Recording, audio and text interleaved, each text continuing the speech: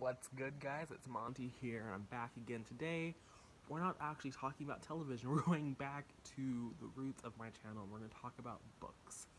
Um, this week I've read, but it's January 5th when I'm recording this, and I've read 6 books so far. Um, one of them is a carryover from 2015, which is The Princess Diarist, which I started on like the 31st after I finished A Little Life by Hanya Yanagihara. I'll leave a link to that review somewhere above or below or somewhere. I started reading that. I love it. It's by Carrie Fisher. It's her memoir about the time while she was filming the first Star Wars movie.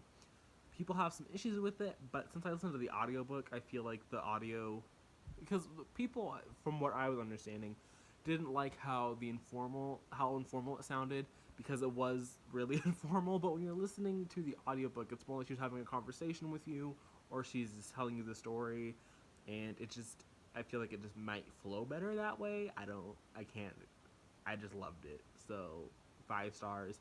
And that's coming from someone who is not a huge Star Wars fan, but I just really appreciate Carrie Fisher, and I love. Enough said. Like, it was amazing.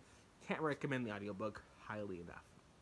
Then I've read 5 picture books, all of which occurred today on the 5th of January.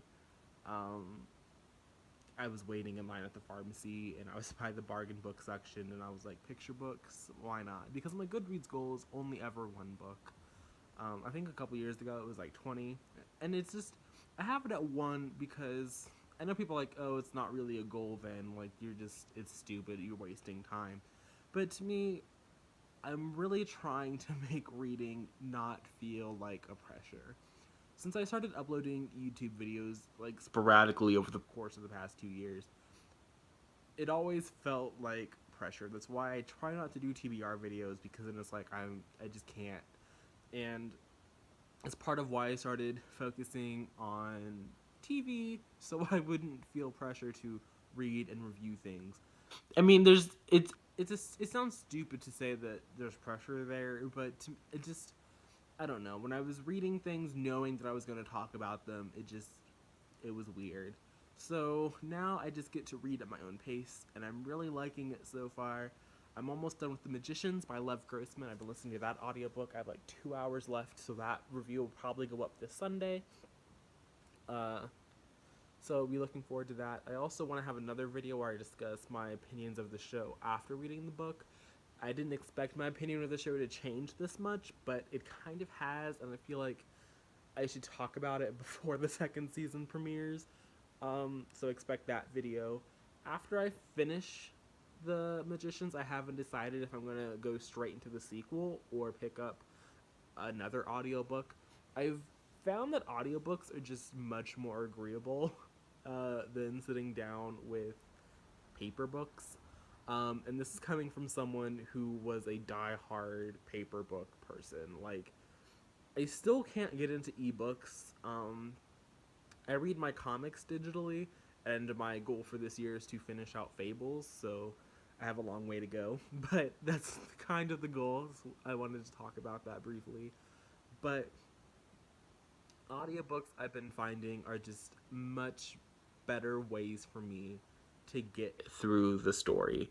And for books like A Little Life, it's like 36 hours, and I probably would not have been able to read that book in 36 hours. Like, I'm a fast reader, but I would not have been able. I mean, it still took me like 6 months to finish A Little Life, but just seeing like how many hours are in a book and just watching that number go down is, I feel it's much more satisfying than seeing the page count shrink, which I know is weird, but it helps for me.